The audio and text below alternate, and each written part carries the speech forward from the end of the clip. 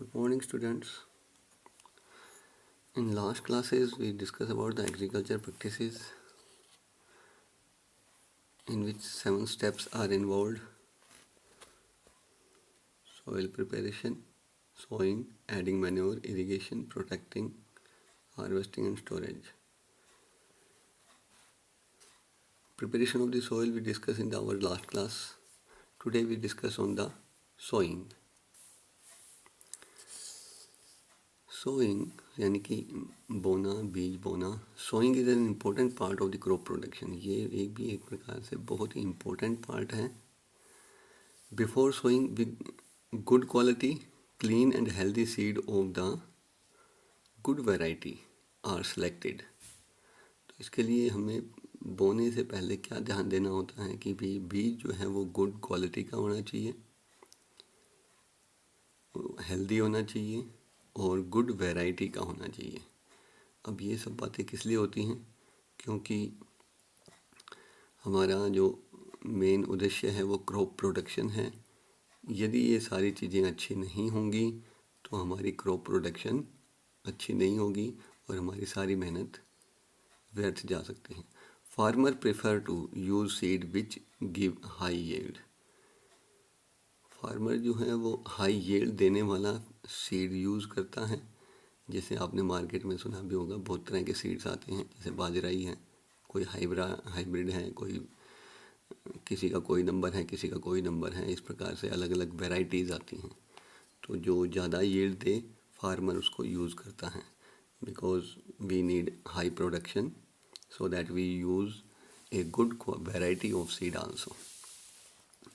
अब बात ये आती है कि सीड बोना है, गुड क्वालिटी का होना चाहिए. हमें पता कैसे चलेगा कि सीड जो है गुड क्वालिटी का है? तो सिलेक्शन ऑफ सीड, इसके लिए हम छोटी सी एक्टिविटी भी कर सकते हैं. एक्टिविटी में क्या है? सिंपल एक्टिविटी है. थोड़ा सा पानी लेना है एक गिलास में या बीकर में और उसमें कुछ सीड्स डालने हैं और फिर उनको ऑब्ज़र्व करना है. आप देखेंगे कि उसमें से कुछ are there seed which float on the water. क्या यहाँ पे कुछ हैं जो तैर रहे हैं? वुड दोज बी लाइटर और heavier than those of the which sink. तो इसका मतलब वो दूसरे से हल्के थे, इसलिए जो कुछ डूब गए और कुछ तैर रहे हैं पानी में. तो इस प्रकार से हम जो डूब गए that are the healthy one, और जो तैर रहे हैं उनमें क्या है, कुछ ना कुछ समस्या है. They are unhealthy, that's why they are hollow and they float on the water, that is damaged seeds. So we can easily identify the which one is the healthy one and which one is the damaged one. This is a good method for separating good healthy seeds from the damaged one. Before sowing, one of the most important tasks is to know about the tools used for sowing seeds. बोने के लिए क्या क्या implements use करते हैं इनके बारे में पता होना चाहिए. तो जनरली हम पहले यूज़ करते हैं अपने ट्रेडिशनल टूल्स यूज़ करते हैं. ट्रेडिशनल टूल्स यानी कि जो हम शुरू से पुराने ज़माने से यूज़ करते आ रहे हैं. The tools use traditionally for sowing seed is shaped like a funnel. एक फनल शेप का एक इंस्ट्रूमेंट हम यूज़ करते थे जो कि सीड को प्लेस करने के काम में आता था. The seed are filled into the funnel, passed down through the 2 or 3 pipes having sharp ends. These end presses into the soil and place seed there. तो जो था इंस्ट्रूमेंट वो उनके जो सीड थे उसको धरती में थोड़ा छेद करके उसको इम्प्लांट कर देता था. इसको हम this is the traditional one. इसको हम जरा फोटोग्राफ में देखने की कोशिश करते हैं. Here is its photograph, that is a plow, using plow and use a funnel like structure in so that the seed can be implanted in the depth of the soil. Nowadays we use an instrument that is known as seed drill. As the picture shows, there are many plows and it will implant more seed in less time. That is seed drill. Nowadays the seed drill is used for sowing with the help of the tractor. इसको हम tractor की मदद से use करते हैं। This show the seed uniformly at equal distance and depth, और ये equal distance और डेप्थ पर सीड को बोता है।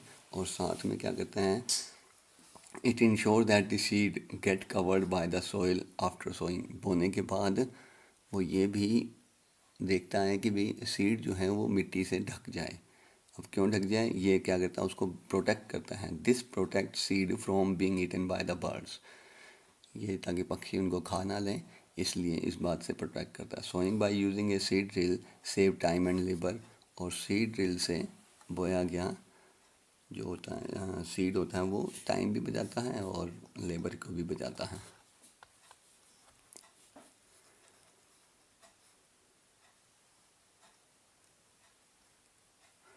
क्वेश्चन है इसमें, there is a nursery near my school, I found that little plant were kept in small bag, why they are kept like this.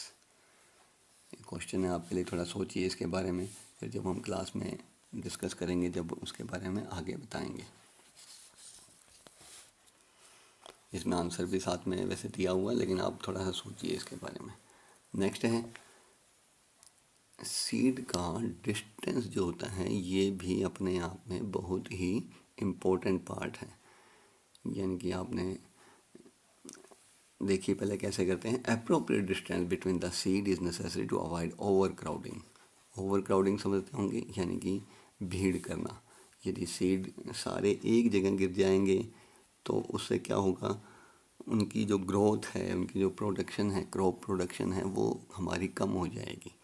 कैसे कम हो जाएगी, क्योंकि बीज हैं वो ग्रो करेंगे तो उनको सनलाइट भी चाहिए, फूड भी चाहिए, food in that sense water चाहिए, एयर चाहिए, तो वहाँ पे कंपटीशन ज़्यादा हो जाएगा, जिसकी वजह से वो अच्छे से फूड नहीं बना पाएंगे और वो ग्रो नहीं कर पाएंगे। तो ओवर क्राउडिंग को हमें ज़रूर ध्यान देना है कि ओवर क्राउडिंग, यदि ओवर क्राउडिंग हो गई है तो वहाँ से कुछ प्लांट्स निकाल लेने चाहिए। देखिए, overcrowding of the plant, this allow plant to gate